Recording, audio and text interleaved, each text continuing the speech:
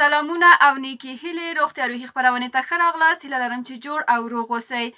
نننۍ ویډیو د داسې یوې ناروغۍ په هکله باندې ده چې تاسو معمولا په هغې باندې اخته کیږئ، خصوصا هغه کسان چې ډیری ورځني فعالیتونه لري او همدارنګه فزیکي فعالیتونه یې کم دي، لږ دي او دوی زیاتره اوقات په ځای باندې ناست وي او دومره فزیکي فعالیت او همدارنګه ورزش یې هم په څنګ کې نه کوي. نو دغه ناروغۍ چې نن ورځ غواړم تاسو سره شریکه کړم هغه د شکر ناروغۍ ده.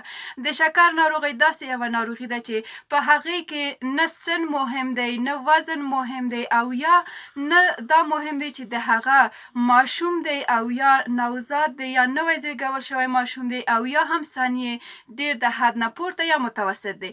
په هر سن کې، په هر وخت کې او کله چې موږ د هغې معمولي شرایط مراعات نه کړو نو کیدلی شي چې موږ د شکر د ناروغۍ سره مخامخ شو او موږ پرې اخته شو. اوس د شکر ناروغۍ د نوم سره آشنا شو چې دیابت په نوم هم سره یادېږي او په معمولي توګه موږ هغې ته د شکر ناروغۍ ورته ویل کېږي. دا ناروغۍ چې ده یوازې د بورې په خوړلو سره او یا هم د قندیاتو یا د شیریني په خوړلو سره منځته نه راځي، بلکې موږ کومه ورځني ډول سره چې کومې غذاګانې استفاده کوو لکه د کچالو خوړل، د وریجو خوړل، د شودو ډېره استفاده کول، دغه ټول کیدلی شي چې د شکر د ناروغۍ عامل اوسي او د شکر ناروغۍ منځته راوړي. برعکس د زیاتره نورو خبرو چې فقط چې شیریني مونږ وخورو نو کیدلی شي د شکر ناروغۍ منځته راشي. دغه ټول عامل چې دی که چیرې دا د حد نه زیات شي، هر شی چې مونږ په حد کې وخورو هغه وجود او بدن ته ضرر نه لري، خو که چیرې مونږ هغه یا د حد څخه کم وخورو او یا هم د حد څخه د هغې لیول ډیر شي نو بیا د وجود ته ضرر درلودلی شي. په دې باندې خو موږ سره پوه شولو چې د شکر ناروغۍ چې ده علت چې منځته راځي هغه د ګلوکوز د کچې زیاتېدل په وینه کې دي. اوس دا د ګلوکوز موجودیت هم وویلې چې هغه په کومو خوراکه شیانو کې پیدا کېږي. اوس چې د ګلوکوز کله چې سطحه پورته لاړه شي زموږ په وینه کې نو هغه کوم علایم ښیي. لومړنی علایم چې د ګلوکوز کچې ډېرېدل ښیي هغه د وجود د خستګي ښودل دي، یعنې د حد څخه زیات د موږ وجود خسته کېږي او موږ نشو کولی چې ورځنۍ چارې سمې مخې ته یوسو.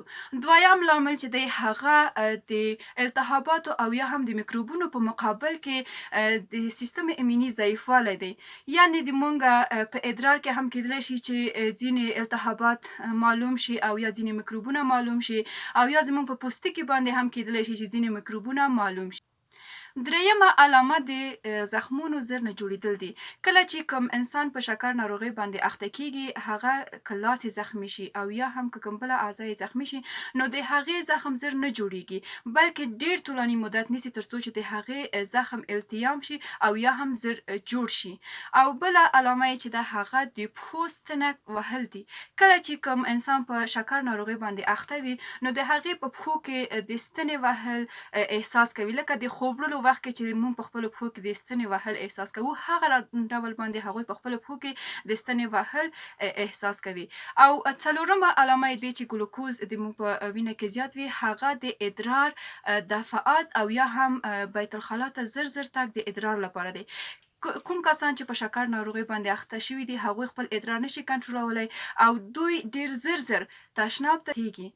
نو اوس د شکر د ناروغۍ ډولونه. شکر ناروغۍ چې ده هغه دوه ډوله لري چې یو لومړی ډول د شکر نوع اول او یا هم دوهم ډول دی چې یا د دوهم ډول شکر دی او یا هم کیدلی شي چې په دریم ډول کې حساب شي چې هغه د حاملګي په دوره کې اوسي. د دوی ټولو د انواعو تشریح به انشاءالله په بله ویډیو کې ستاسو سره شریکه کړم. هیله لرم چې نننۍ ویډیو مو د پام وړ ګرځېدلې وي. تر بیا مو الله مل شه.